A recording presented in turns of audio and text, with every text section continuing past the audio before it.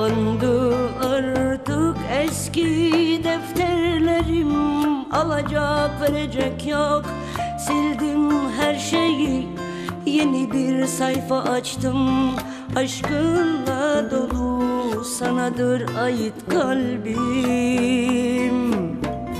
Anla beni. Baş koymuşum ben bu sevdaya, bağlasalar da beni prangalara bir delilik yaparım. Kafama eserse vermem seni ellere, ölürüm gerekirse.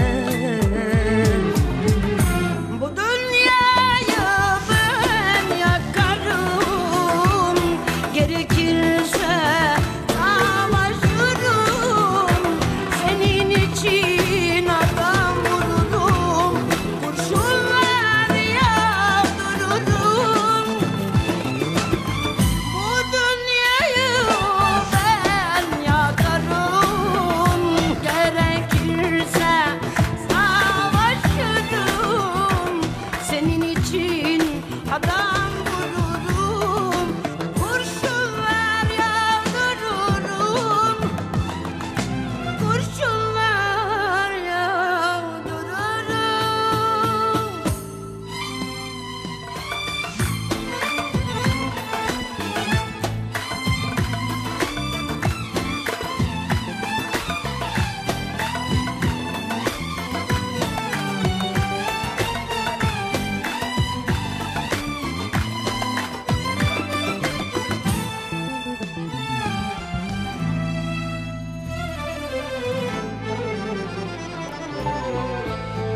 Hiçbir kuvvet alamaz elimden, zehir dökemez sevdalı kalbime.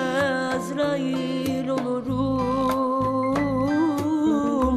canlarına okurum. Senin için ölürüm. Baş koymuşum ben bu sevdaya, bağlasalar da beni prangalara bir delilik yaparım. Kafama eserse vermem seni ellere, ölürüm gerekirse.